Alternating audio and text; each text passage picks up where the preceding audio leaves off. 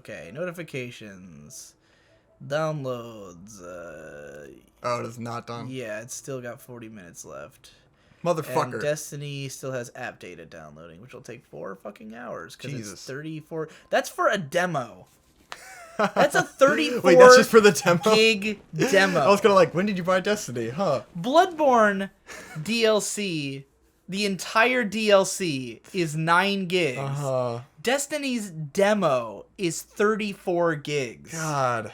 That is fucking ridiculous. Hey, it might be a demo that's good enough that you don't have to buy the game because you've experienced enough of the game through the demo. Maybe so. Maybe so. It's like with the Phantasy Star Universe back in the day on Xbox 360. There were a ton of people who only would play the demo. And it was like a really populated demo because you could play up to like level 20. And most of the people just sat around, dicking around, spamming in lobbies and shit. Right. And so there were just fuckloads of people playing the demo. It was amazing. I always forget about Phantasy Star Universe, but that was an awesome game. It was great. It was pretty good. Didn't really get that critically well received at the time. Yeah. I definitely think there were elements that I liked a lot more than PSO2. I think that there is a whole, like a lot of gaming from, like, a certain period of time that has been critically under-recognized. Because I think there was a period in the 2000s, especially in, like, the last generation of games, where, like, reviews sort of began glorifying just AAA titles. Yeah. You know, like, to put it another way, like, back in the PS1 and PS2 days, I think that there was a lot more variety in what was considered good. Because, like, most games didn't have to be, like, up to this crazy standard that we have now, where, like, the graphics have to be super realistic, and the game has to be a huge open world, and be this and that, and all that shit, you know? And I think that in the last generation, there were a lot of games that were some of the best games coming out, but they felt dated, and therefore they were not rated as highly. Where a game like Phantasy Star Universe was like every bit as fun as Phantasy Star Online, really, but because it felt like an older game compared to a lot of what was coming out, I think it got under-reviewed. Just ridiculous, because it builds so much on what Phantasy Star Online was doing that it's like... But it just didn't feel... It didn't have the same, like, depth and polish that the games that were getting the 10 out of 10s were getting, I guess. You know? And, or like, just people didn't experience enough of it to, like... And I think and it was grindy, I think we're in a period now where, like, any new game that comes out that's good is gonna get some recognition. You know, we've got games like Undertale making a huge fucking splash. You know, Bloodborne making a huge splash. There's not as many... I mean, I'm sure there's still some games that came out, like, in the last year that maybe should have been a bigger deal. But I feel like there's always someone who recognizes it. Like, for instance, Bunny Hop's video on Rainbow Six Siege, where, like, he was really like, man, this game is one of the best games of the year. And I haven't seen anyone else talk about it. Yeah. You know, like, mainstream reviews didn't give it super high scores. It hasn't been on any top 10 games of the year lists. But at least Bunny Hop was there, and he did make a video about it. Phantasy Star Universe doesn't have that. There's no champion of Phantasy Star Universe out there. There's no one who put it on their top 10 games of the year at the time, and there's no one who's retroactively... Let's do something fun. All right. Are you just going to let yourself get killed? Oh, here we go. What the fuck is that? What's killing me? Yeah. Oh, crushed. Isn't that actually how you get to the DLC, though? Is through that? Yeah. Huh, it's never teleported me like that before. Oh, yeah, you didn't die. That's weird. Yeah, it didn't kill you. Huh. I thought it always instant killed you. Yeah, I thought it was always an instant kill, and that time it just teleported me back over, but took away most of my health. Huh. I guess you don't have to die for that. The more you learn, huh? You're gonna equip all that shit you got? But I was gonna show that it led to the DLC later. I was gonna, like plant that, but I guess it doesn't matter. No one will remember. Everyone remembers extremely specifically. Now I gotta waste a couple blood vials.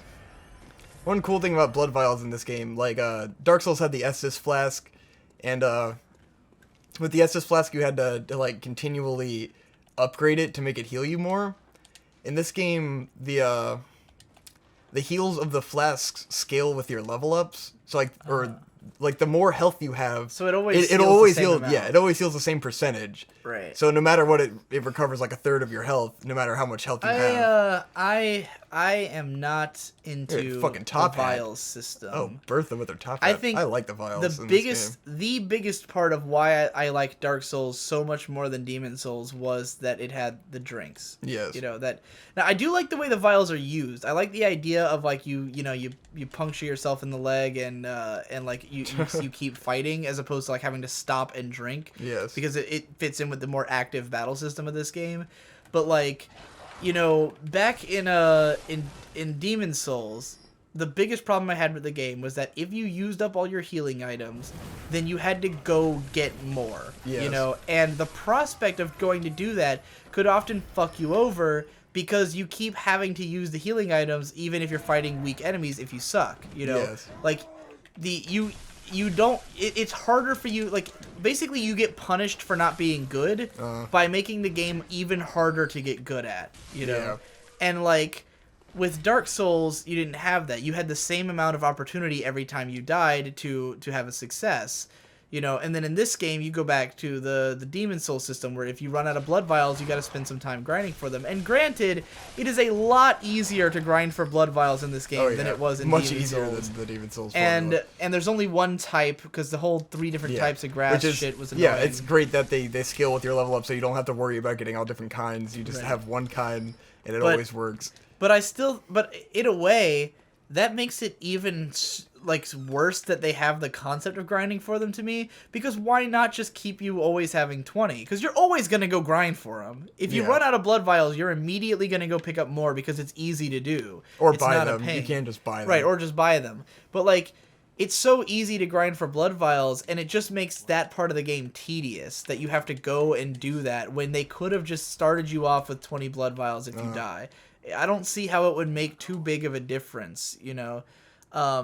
I guess because it does change the way that you play in certain aspects where you'll be more careful because you know it's such a pain to get them back that you don't want to lose them, and so you play better and you play more cautiously because you know you're gonna have to. You only have so many. Like right now I have 17 and I know that, and so I don't want to keep getting hit because I don't want to have to try to get more. And if I go too far into a level, I'm just gonna run out. Funnily enough, Matthew Matosis on Twitter had been saying that his biggest problem with this game is that he thinks the blood vials make it too easy because they let you hold too many of them. They do let you hold a fuck ton of them. And you can so easily grind because you get at one point you get like a bottomless box or whatever, and you can just grind as many as you want and put them in the box. And you always have that, but it auto refills when you die. So you can, if you want to, then early into the game you can just go grind like 1,000 blood vials, which solves your problem of not. You know, but then you have to grind for hours to get 1,000 blood vials. It's your choice if it bothers you or not, you know? Like, Donson always does that, but for me, like, I understand it being a problem when the first time I played the game, because I had to spend a lot of time grinding them, but now it's just, I'm good enough that I don't even notice, okay, you know? That's not the issue here. It's an issue of the idea. Conceptually, if it doesn't make a difference, then why not do the one that's not tedious? You know, like... In Dark Souls, you never had this issue because you just have the same amount all the time, and it was perfectly balanced for it. You never, no one complained about the Estus Flask system. It was perfect. It was the ideal system. So to then put in a system that could potentially be aggravating and shitty when changing it wouldn't have made a single fucking difference, it just seems asinine to me. You know, maybe. I don't know. If it was more like Demon Souls, because like I feel like they must have had a reason, you know. Even though I'd love to hear an explanation. Even though I like the system in Demon Souls less as a gamer because I suck, I think it made more sense in that game because grinding was hard and you didn't always get like grass from the certain like in this game you can immediately figure out that certain enemies always drop blood vials. Yeah. Those 2 big guys that you killed at the beginning, everyone uses those to farm because they each drop 2, so you can instantly get 4 blood vials and you can just keep running that room and kill the same 4 or 5 guys and fill up on blood vials in about 4, you know, respawns. Yes. Whereas in Demon Souls, you didn't really know where you were getting grass from. The game was non-linear, so you really had to like find it and figure out where to grind and stuff like that. And it was a lot more like thoughtful, and there's different types of grass. There was like so much complexity to it that like it was a challenge in itself. In this game, it is not a challenge to refill blood vials. It's just tedious. You know, anyone can do it at any time. All right, I've never been here. So look at all these crucified beast people around, and then this guy's warning you from his tower in the distance. Is this the place not with to the two come in. guys who will both like charge at you? Like one guy on a turret or something? Yeah, it's a guy on a turret. Yeah, I haven't is seen all these so fucked up. burning. Go over there to the left. I want to look at the burning dudes. Yeah, dude. That's fucked up. Burning demons. And this is how you know learn what? that they are weak to fire. They need to make a fucking. They need to make a new Legacy of Kain game. Uh-huh. Legacy of Kain Soul Reaver has outside of this like big gothic castle. There's all these people on stakes and shit. Well, you see, if you really pull out a hot torch, thing. the enemies will be afraid of you. One day, maybe I'll play through the whole Legacy of Kain series. Burn myself. I was trying to play Soul Reaver one time, but it wasn't cooperating with my emulator. I mean, the game's kind of like a clunky piece of shit in terms of controls. The narrative's great and the voice acting is great, but the controls are fucking Motherfucker. a bit of a bitch. Bit of a bitch. Do you know that the Shitty person, bitch. the woman who wrote the Legacy of Kain games didn't get also that. wrote the Uncharted games? Really? Yes. Intriguing. Jesse Wood is always talking about how anytime... Intriguing that Uncharted is written by a woman. Yeah. Jesse's always saying how, it really bothers him that, every time people talk about, how there need to be more women making games and more, attention to women making games, he's like, no one ever talks about her. And she's, one of the best I bet writers. nobody knows, you know? Right, one of the best writers in gaming who's written some of the most... Because Legacy of Kain is, entirely the narrative is why people like it. Yeah. It has a great story and great And characters. it's like, who would have thought Uncharted was written by a woman, you know? Right. Well, I know she wrote Uncharted 2. I don't know if she wrote all of it, but because he always brings her up because he loves Uncharted 2 and he loves the story in that game. So It does build a lot on Nathan Drake.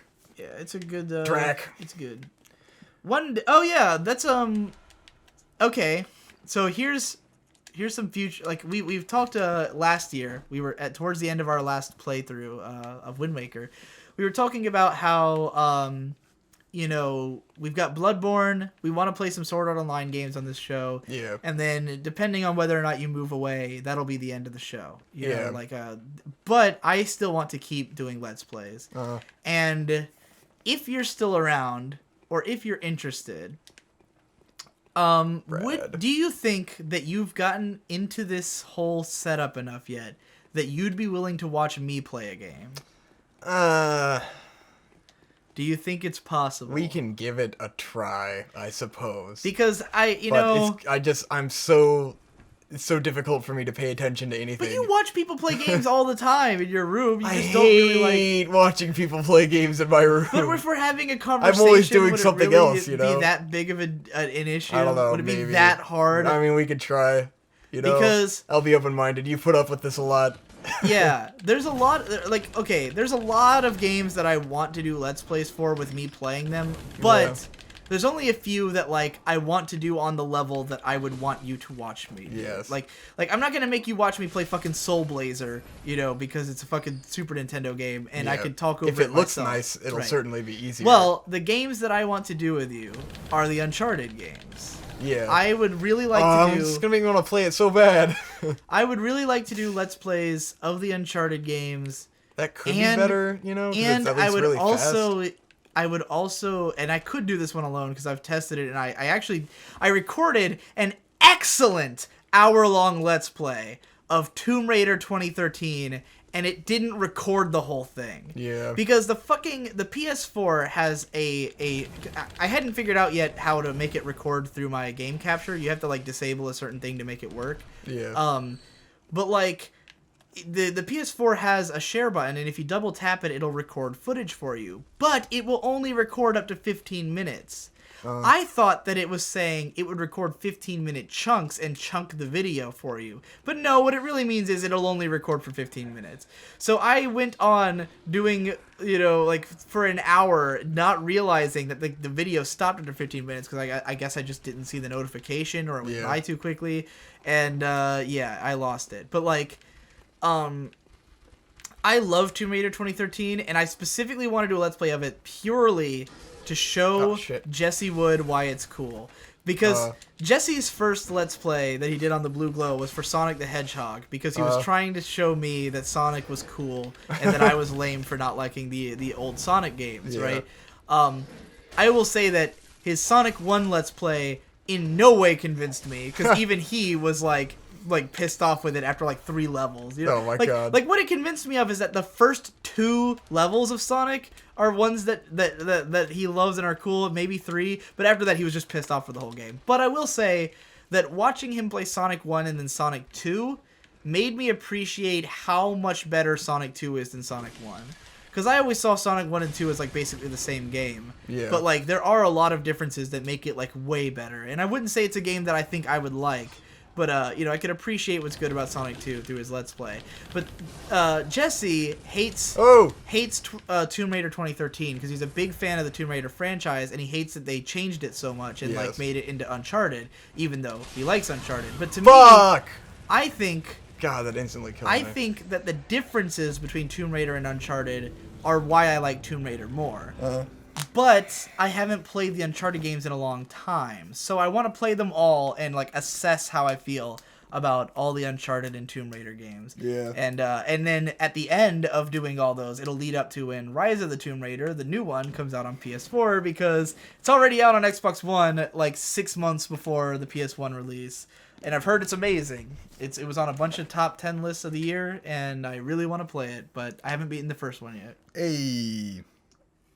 Can't wait to play that shit. Fuck the Xbox. Fuck the Xbox. God, fuck it.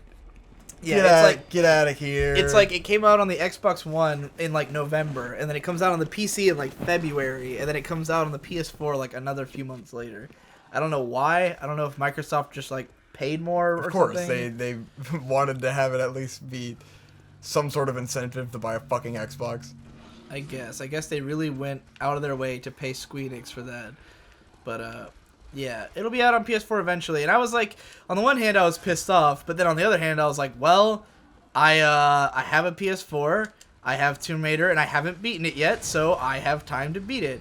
And I gotta say, man, you know, I've been playing it, and so far I haven't gotten to the point where like, to me the game really opens up once you like have everything, like all the stuff you can use to traverse the world. But it's surprisingly fun, like casual play game where you can really like turn it on and off whenever you want, and like pick it up and play it. And dude, because like, oh Jesus Christ, I'm being puked poison onto my disgusting. fucking face. Jesus Christ, that's terrifying. It is pretty great. I just love the bow in that game, and like that's just the bow is like is surprisingly. It just feels so good, man. I thought I was like, because I couldn't remember that, and like I was playing with it, and I thought it felt great, and then like I got the gun, and I was thinking I would start using that, and then I was like, this is not nearly as satisfying the as bow. the bow. That is everything about that game. Yeah, it's like pretty that is why great. I like it more than Uncharted. Is just the bow. Yeah. But for me, like when I played through a whole game, I almost always do it in like one big sitting, right? Like it's really hard for me to keep coming back to a game and still like remember it and care about it. But like Tomb Raider is so, I mean, the game's easy as fuck, right? Like it's really easy. I think I was playing it even on hard mode, and it's still easy as shit. But like it also just comes natural to me. Like the controls feel so good that it's really easy to just turn on the game, play it for like an hour, have a good time, and then, you know, and keep doing that repeatedly. And like I don't feel like I have to play through the whole fucking game in one sitting in order to have fun with it. You know? So at some point I want to do a Blue Glow style video, because he often will just cut in the middle of a game anyways. You know, he doesn't always start from the beginning. So I would still very much like to make a video let's playing that game, whether you were there or not.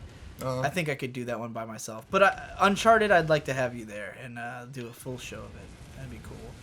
I think people would like to watch an Uncharted let's play series, you know? Why did I throw a cocktail? Okay. All right. And I also got to say that it was funny because I wrote a long ass review of Uncharted way back when I played it for the first time in like 2008, and it was one of those things where like back then to me like a good review really meant a long review. Like I was always I was always really proud of myself if I wrote something actually long, because most of what I wrote was really short. So if I wrote like 4,000 words about something, which to me now would be pretty short, but like you know, if I wrote 4,000 words about something, then I was like, yeah, I really fucking nailed it. But like the actual writing quality and the stuff I was saying was like stupid, and it's not a well written review. It's kind of shit. But it was funny because I was praising how like cinematic the story is and stuff, like which is stuff I hate now when people say about games, and like, you know, I get so bothered when I have like control taken away from me and stuff like that, and like, you know, back then, because Uncharted was the first like next gen game I saw where it was like the beautiful graphics and the fucking, you know, like realistic cutscenes where they sprawling vistas. They actually mocapped like the whole scene. Yeah. Which, I mean, is cool. The cutscenes feel really natural in Uncharted because it's on a soundstage. You know, like, they actually built... Oh! They would actually build a green screen set and have the characters, the actors, like, walk around on the set and, like, you know... Tits! They did it the way that an actual CG movie would be done. Yes. You know? Not to say that I love CG movies or anything, but, like... I don't know. But they were trying. They did a good job of what they were setting out to do, you know. And I could say the same of The Last of Us. I think that game, like for all the criticism I could have of how the game is overrated, I still think it is great at what it sets out to do. Yes. You know, like it is a good movie game. The cutscenes do feel like they're well shot and well acted and well performed. It's just that the story isn't so good that it deserves the praise it gets, you know. When people call the game the Citizen Kane of gaming or something, that was the whole like. Is that an actual thing someone said? Well, that was the like someone called it that, and then like that became like the meme term that everyone was arguing over. Was pretty like fucking dorky. Like the buzzword was like, are we going to find the Citizen Kane of gaming? And to me, that is something like Dark Souls, where it's something that the Citizen Kane of gaming would have been something early that really defined a style. We are early.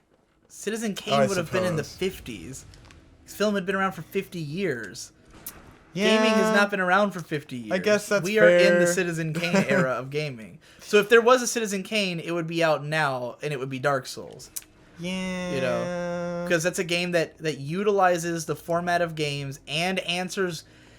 As Ben likes the word robust, where the game has answers for any questions you could have for it. For instance, what does it mean if I stop playing the game is a question answered in the narrative. What does it mean when I die is a question answered in the narrative. You know, so it answers all the questions of video games, has a tight story, you know, perfect pacing, perfect combat, and, you know, any flaws are very minor and technical, you know, or... Let's see if we can knock this dude off. Or matters of taste. Oh shit, no way. Fuck. Dude, he's too hard to actually kill. No. Did you think you were gonna be able to do it, or what? Well, sometimes you can knock him off the tower and he'll die. But otherwise he's not like worth fighting right now. Not with these loading screens, hell no. Getting the fuck out. So yeah, like I think that game, yes, the cutscenes are well filmed and well acted and well directed, especially in comparison to any other game that tries to do that. Yes. But I don't think that is the mark of a 10 out of 10 game. Yes. I think that the story itself is at best on the level of like a pretty good movie, you know, like it's popcorn entertainment, or like a TV show, you know, like a pretty good TV show. It's not like the game doesn't really have any like themes that would really make you fucking stop to think about them. It's not like it makes you think about your life in the world. It doesn't make you think about the medium at large in like a major way. Like it doesn't really comment on being a game, and the fact that it's a game is not important to it. The fact that they're trying to make a film means that the story could just as easily have been told in film. Exactly. You know, it is not a story. It doesn't have to be a game. It's not a story that answers the question of what does it mean for me to die, or what does it mean that I'm holding a controller and that I you know, operate my character. I'm bothered by games where like Heavy Rain is the ultimate example of a game where it tries to have this cinematic story and these characters with meaning and everything, but you can, and this is how we played the game with Brandon Tolentino, and it was the funniest shit ever. You can walk up to a door and it'll say hold X to open the door, and you can start holding X, and it'll cut Yes, to this is him. my favorite thing It'll to do in cut to games. him reaching towards the door, and then you let go, and he'll pull his hand back and It's stand like when I was there. doing Luigi's Mansion. And we would just stand there at the door for like minutes, like making him reach for the doorknob and then stop, and reach for the doorknob and stop. And it's fucking hilarious, best. but it immediately ruins the narrative. Yes. Because you cannot possibly expect me to believe that any of this is happening in reality. You know, Yeah. like that this.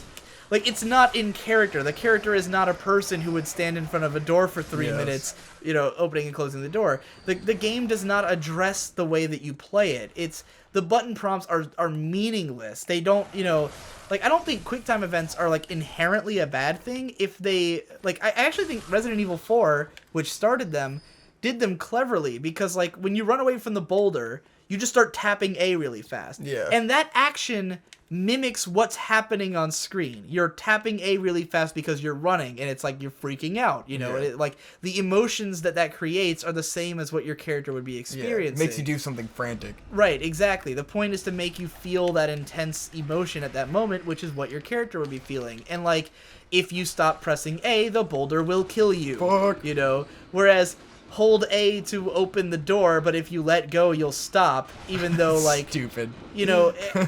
The way that Heavy Rain is told, Oh, shit. giving the player control at all is a terrible idea, because the way the story is told doesn't account for player agency in any way. You Yeah. know, Oh shit! No! No! No! No! in Resident Evil 4, it kind of makes sense for Leon to wander around aimlessly, and they only give you as many controls as what would make sense for him to do. I got killed you by know? angry gremlins. Or in this game, like, you know, they don't give you a jump button. You are capable of jumping, but you can't just fucking jump around like a fucking idiot in this Yeah. game. You know, you can't do anything in this game that wouldn't make any sense. You could roll back and forth for a few minutes, but, like, Yes. part of the narrative in these games is that you're kind of insane. True. Like, part of the narrative in the Souls games is that everyone's losing their mind. Yes. That it's this that you've died and been reborn so many times that you're going, like, one of the stats in this game is a madness meter where you go Yes. crazy and die because you fucking lost your mind, you know. So yeah, these games have answers to the question of why a video game, and I think that's important for games to have. And I think I've talked about this already in the Wind Waker playthrough. So I'm reiterating. Clearly I need to make that analysis video because I'm not going to stop re-explaining this to people. Because I've explained this to like different people a bunch of times. So, you know, I have a tendency when I have an idea like this that once I make the video, I stop talking about it. No! I lost all the souls! Next time on Digi Bros. Fuck. Victor lost all the souls.